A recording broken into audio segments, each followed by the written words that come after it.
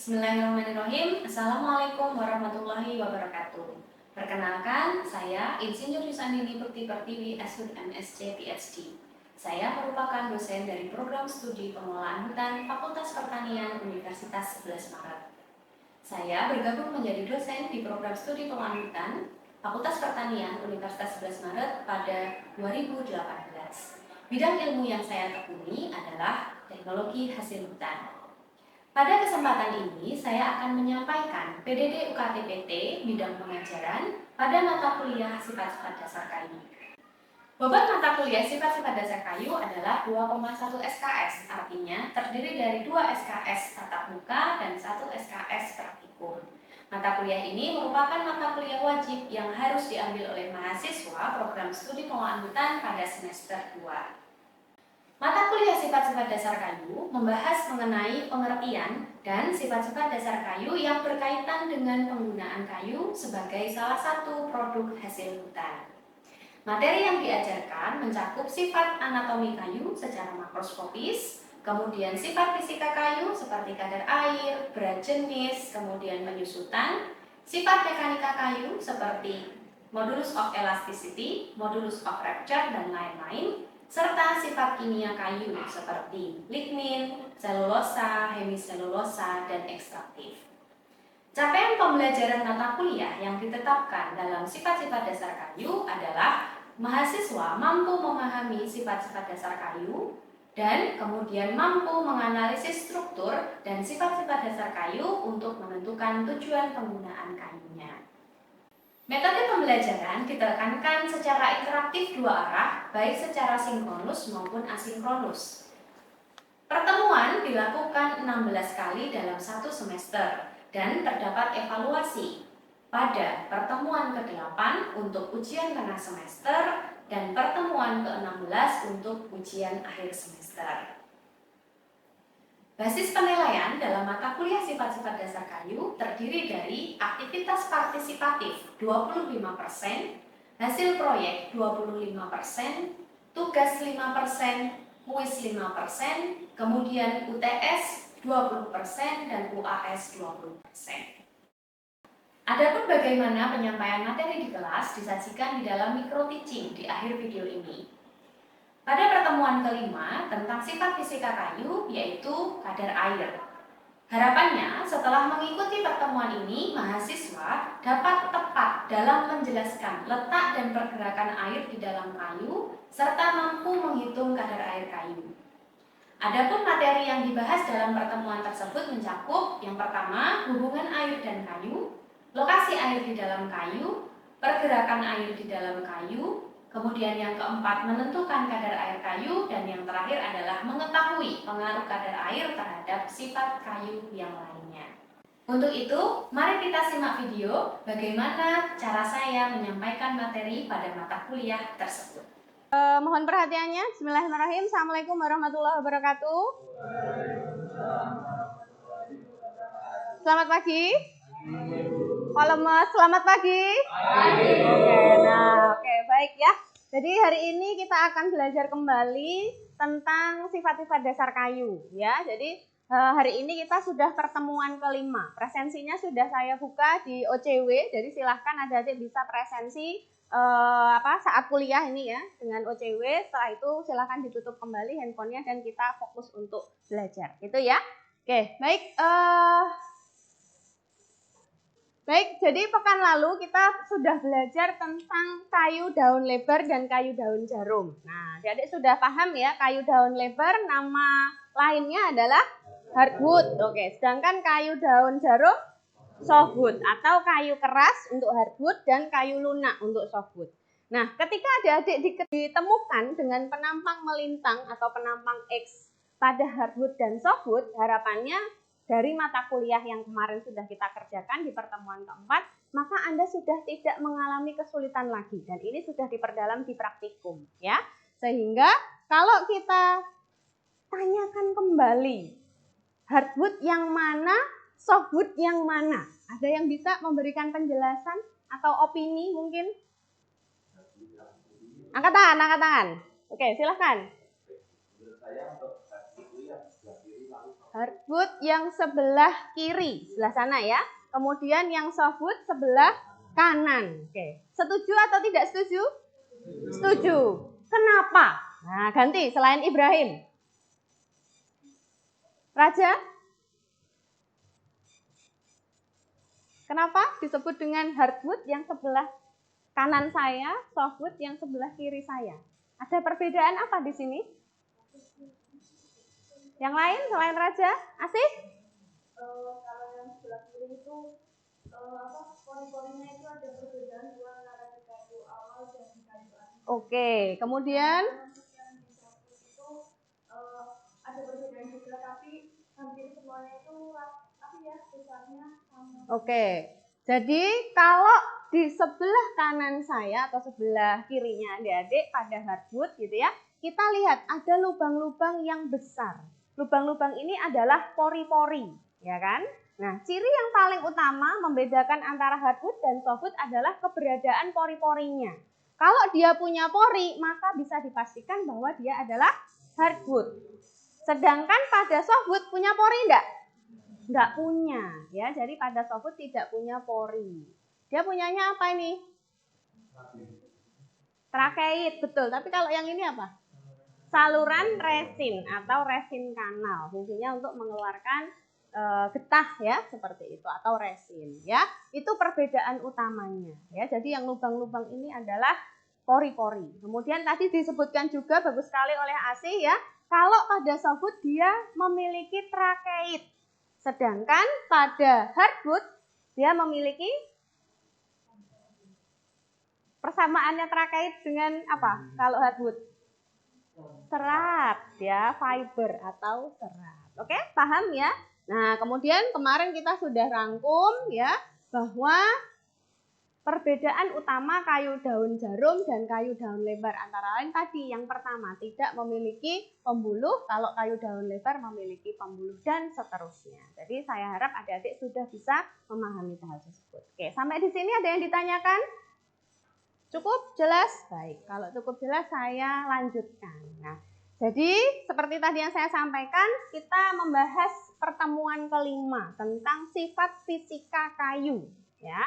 Nah, sifat fisika kayu dalam hal ini nanti adik-adik akan belajar banyak. Ada kadar air, ada berat jenis, ada penyusutan atau perubahan dimensi pada kayu.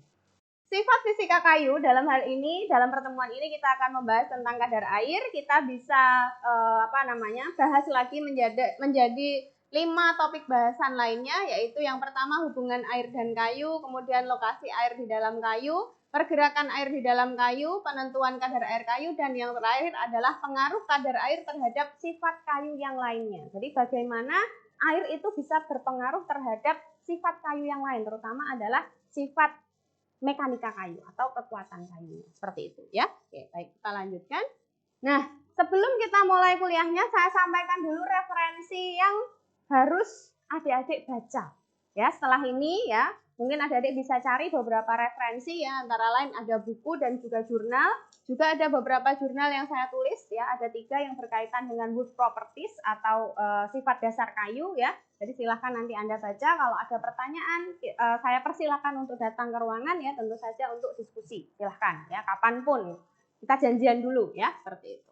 Oke, kemudian ada satu jurnal yang bagus ya, ini saya download ya, barusan ini tahun 2022, cukup muda ya umur jurnalnya, baru sekitar 2 tahun.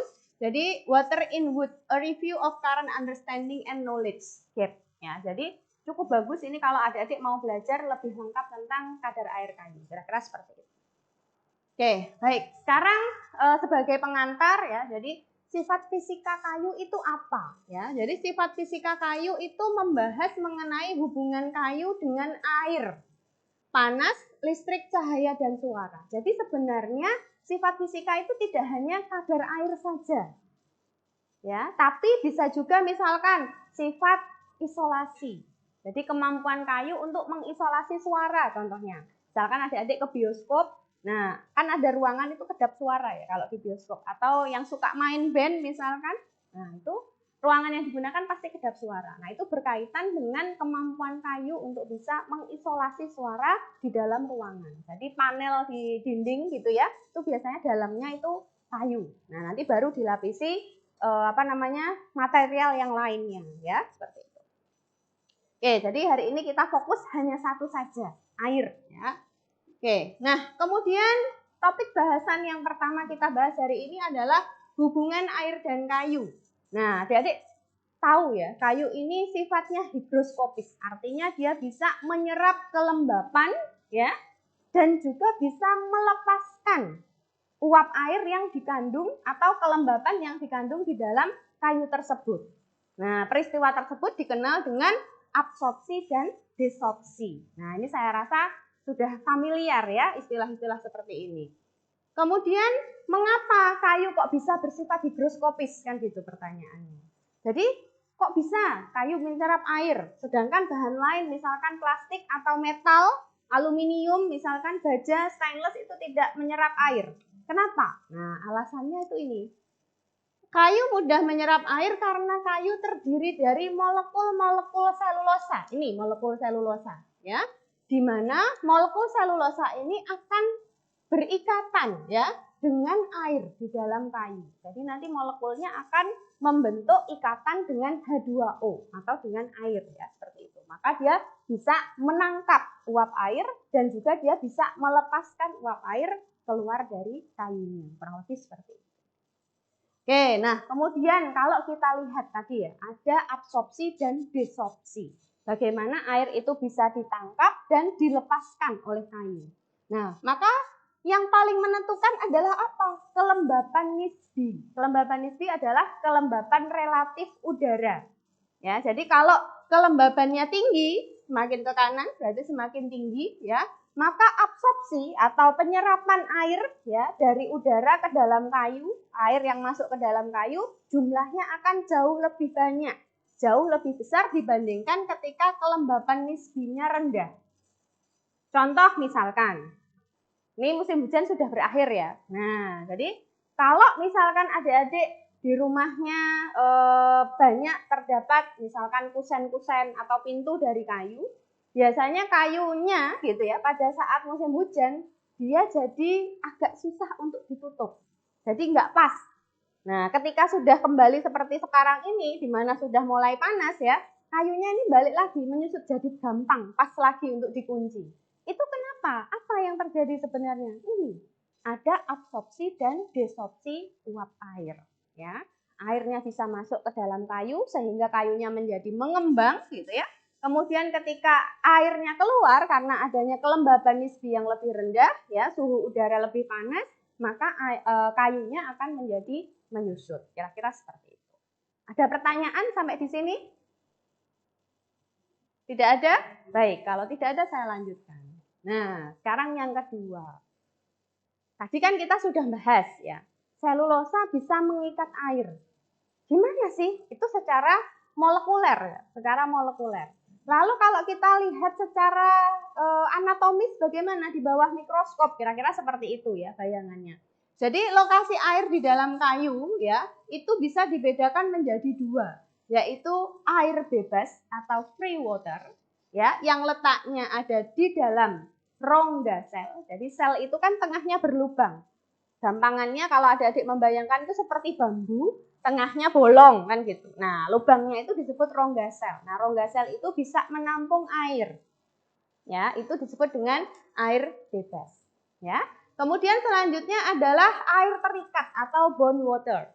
Jadi, air yang terikat pada dinding sel. Nah, seperti ini, ya. Terikat pada dinding sel. Oke, sekarang kita bahas agak lebih detail mengenai air terikat atau bond water. Jadi air terikat ini merupakan air atau cairan polar lainnya. Jadi boleh cairan polar lainnya. Silahkan nanti Anda cari apa itu yang dimaksud dengan cairan polar ya.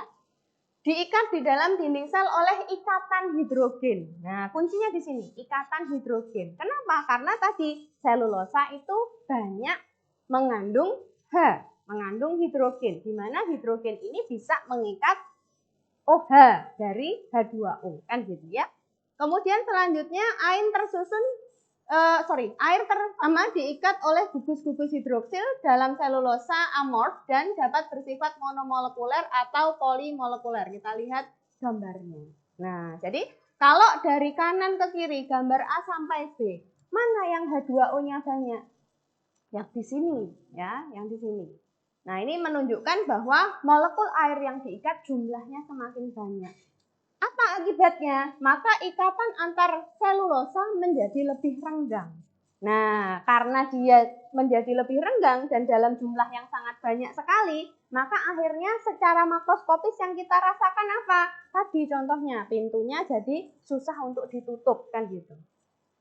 Ya, kalau cuman selulosa 1-2 aja nggak terasa gitu. Tapi karena dia dalam bentuk yang solid, yang banyak sel-selnya, maka yang kita rasakan adalah adanya kayu yang berubah ukurannya jadi lebih besar, mengembang. Pintunya jadi susah ditutup, jendelanya susah dikunci, misalkan seperti itu.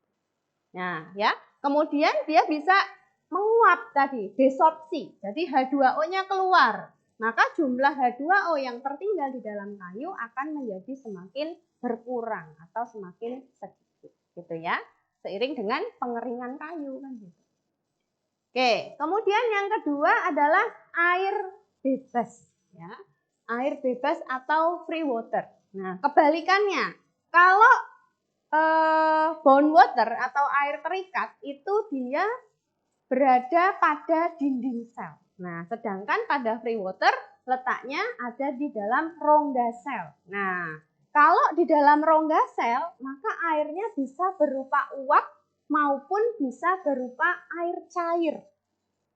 Nah, makanya contohnya misalkan gini, kalau adik-adik nebang pohon, ada orang habis nebang pohon, kemudian Anda raba permukaan batang yang sudah ditebang tadi, berarti pada penampang X ya, maka Anda bisa merasakan tangan Anda basah. Nah, itu adalah bukti bahwa kayu mengandung air, kira-kira seperti itu ya. Nah, kemudian air bebas itu ya, dia bisa masuk ke dalam rongga sel, itu caranya gimana gitu ya. Jadi yang terisi pertama itu adalah pada air terikatnya dulu di dalam dinding sel. Kalau dia sudah penuh, maka nanti dinding sel itu akan membuat air yang terikat itu dia merembes masuk ke dalam rongga selnya gitu. Kurang lebih seperti itu ya. Sehingga pada saat ada air bebas di dalam kayu, kadar air kayunya mencapai nilai maksimum. Jadi kapasitas paling banyak. Ibarat kalau misalkan kita nyuci piring pakai spons ya. Nah, sponsnya itu Anda masukkan ke dalam air sampai dia benar-benar penuh air. Nah, itu kapasitas air maksimum. Nah, ini mungkin contohnya tidak real seperti kondisi kayu, tapi gambarannya seperti itu. Gambaran mudahnya ya. Kemudian banyaknya kadar air maksimum di dalam kayu itu sangat tergantung dari volume dan rongga-rongga di dalam kayu. Artinya apa? Semakin banyak rongga selnya, berarti ruangan yang tersedia semakin banyak kan? Kalau ruangannya semakin banyak, berarti kemampuan untuk menampung air menjadi semakin besar kan gitu. Ya. Kemudian berat jenis kayu berdasarkan berat dan volume masing-masing pada keadaan kering tanur. Nah, ini nanti kita cari tahu kenapa kok bisa ada statement yang kedua gitu. Sampai di sini untuk air bebas dan terikat, apakah ada pertanyaan? Jelas atau blas? Jelas, oke, baik. Oke ya, nah gambarannya seperti ini, posisi air bebas dan air terikat ya. Jadi kalau kayunya dalam kondisi segar, segar artinya dia baru saja ditebang. Jadi tadi yang adik-adik megang permukaan penampang X pada kayu yang baru saja ditebang, Anda raba, terasa basah gitu ya. Nah, maka yang terjadi apa sebenarnya secara seluler? Yang terjadi secara seluler adalah seperti ini. Di dalam dinding sel itu banyak terdapat uap air. Sedangkan pada rongga sel ya jenuh dengan air yang bentuknya bisa cair maupun bisa dalam bentuk uap. Ya, makanya ini yang gelap ini adalah yang bentuknya cair ya. Sedangkan yang titik-titik ini menggambarkan uap. Kemudian kalau kayu itu dikeringkan, kan kita menggunakan kayu dalam kondisi kering, nggak mungkin dalam kondisi basah ya. Ya, jadi kalau airnya dihilangkan, diuapkan, dikeringkan, apa yang terjadi? Yang terjadi adalah air pada rongga sel akan menguap terlebih dahulu. Hilang dulu yang ada di dalam rongga sel karena dia bebas, tidak ada yang gandoli, tidak ada yang mengikat gitu ya. Sedangkan pada dinding sel diperlukan upaya yang lebih. Jadi bisa jadi lama waktu pengeringannya menjadi lebih panjang kalau Anda hanya menggunakan kering udara. Tapi bisa Anda percepat. Contohnya apa? Pakai tanur, pakai oven pengering. Nah, maka akan cepat dia hilangnya si air terikat ini tadi. Kenapa? Karena energi yang diperlukan lebih banyak, lebih besar. Kira-kira seperti itu. Ya, jadi yang hilang duluan adalah air bebasnya dulu, kemudian baru air terikat. Ya, sebaliknya, kalau dia terjadi absorpsi, jadi menangkap air, yang terisi dulu yang mana dulu? Air terikat dulu, betul ya. Jadi yang terisi air terikat dulu. Setelah air terikat tadi jenuh, maka dia akan merembes masuk ke dalam rongga sel. Ya, seperti yang tadi sudah saya jelaskan. Oke, sampai di sini paham? Bisa diterima? Bisa. Lanjut ya. Oke, nah kemudian tadi saya cerita. Jadi kayu itu digunakan dalam kondisi kering.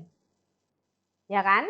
Dalam perjalanannya, ketika kayu itu ditebang, kemudian dia mengering, maka air yang terikat di dalam kayu ini akan menguap seiring dengan perjalanan waktu. Meskipun Anda tidak taruh di oven, hanya Anda biarkan saja. Tapi lama-lama dia akan kering. Nah, yang terjadi sebenarnya apa di dalam sel kayu itu? Inilah gambaran ya, gambaran yang menunjukkan bagaimana sel di dalam kayu itu melepaskan air.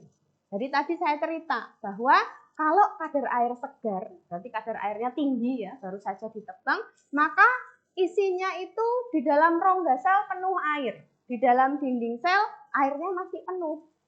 Kalau kita keringkan kadar airnya berkurang, maka kondisi di dalam rongga sel airnya hilang dulu, kan gitu.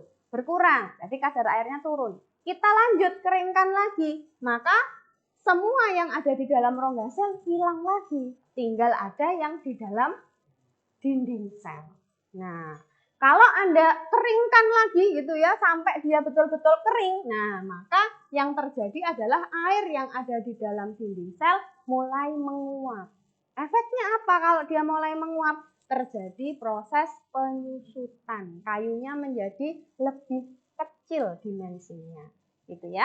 Kemudian kalau Anda masukkan oven, Anda tanurkan, keringkan tanur, ya, apa yang terjadi? Anda memaksa lebih banyak air terikat yang keluar dari dinding selnya. Jadi kadar airnya bisa 0. Jadi nggak mengandung air sama sekali. Kira-kira seperti itu.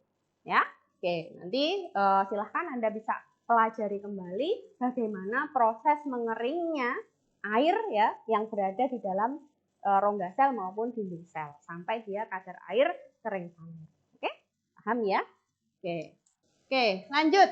Nah, terakhir pengaruh kadar air kayu terhadap sifat kayu yang lainnya. Nah, ini ada gambar ya, gambar berat jenis dan kadar air. Kalau kita lihat di sini ya, semakin besar berat jenis kayunya, maka kadar air kayu maksimalnya akan semakin kecil, semakin rendah. Jadi kalau kadar airnya, berat jenisnya lebih besar, semakin besar, maka kadar airnya semakin rendah. Kadar air maksimum, kadar air yang bisa ditampung oleh kayunya. Alasannya kenapa? Tadi sudah kita bahas. Karena, siapa? Nasmudin atau Raja? Raja mau jawab? Boleh, silahkan.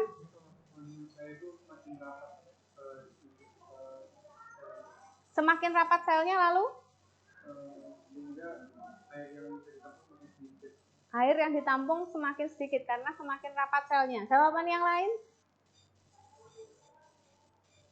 Tadi loh, rongga selnya ya. Jadi rongga selnya lebih besar pada kayu-kayu yang memiliki berat jenis rendah. Jadi kemampuan untuk menyerap airnya jauh lebih banyak ya. Kadar air maksimumnya menjadi lebih besar ya.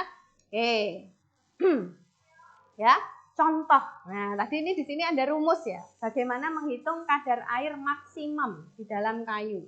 Contoh, kita mau membuktikan bagaimana dengan kayu yang berat jenisnya rendah, misalkan pada sengon 0,3 berat jenisnya. Kemudian pada kayu eboni yang berat jenisnya 0,9 atau ada yang 1 lebih kan gitu ya. Nah, bagaimana membuktikannya? Ya, membuktikannya tinggal dimasukkan ke rumus yang tadi. Kadar air maksimum pada kayu sengon adalah tadi ya rumusnya 1,5 dikurangi berat jenisnya dibagi dengan 1,5 dikalikan berat jenisnya dikali 100%. Maka Anda bisa dapatkan kadar air maksimum pada kayu sengon itu sampai 200%. Ya, tapi kalau pada kayu dengan berat jenis tinggi seperti ebony ya, maka kadar air maksimumnya sangat lebih rendah. Kenapa? Karena tadi volume untuk menampung air, terutama air bebas, jumlahnya jauh lebih sedikit pada kayu-kayu dengan berat jenis yang tinggi. Gitu ya. Jadi ini rumus ini sekaligus membuktikan hal tersebut. Gitu. Ya? Oke. Oke. Dari yang saya sampaikan ini, adakah diskusi lagi yang mau disampaikan oleh adik-adik? Ada? Silahkan. Yang tadi rumus tentang kadar air maksimum 1,5 itu mungkin dari mana? Oke, baik. 1,5 ini dari mana, Bu? Gitu ya. Nah, jadi 1,5 ini adalah massa zat kayu yang dipejalkan.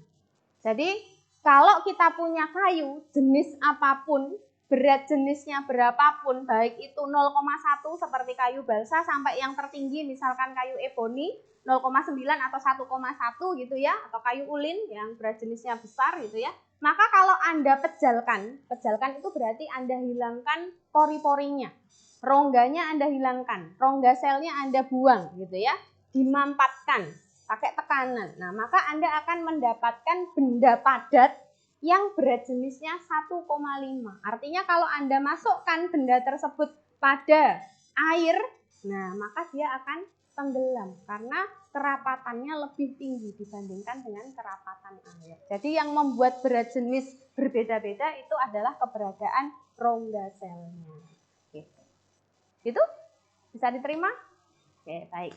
Baik, saya rasa itu yang bisa saya sampaikan untuk pertemuan hari ini. Terima kasih sekali atas atensi dan diskusi dari adik-adik. Semoga apa yang kita pelajari hari ini bermanfaat ya. Kemudian silahkan nanti Anda baca kembali materi hari ini dan materi sebelumnya. Kemudian nanti silahkan juga dibaca referensi yang tadi sudah saya sampaikan. Untuk materi sudah saya upload di OCW, jadi adik-adik bisa open access kalau buka OCW-nya ya, bisa di-download secara mandiri.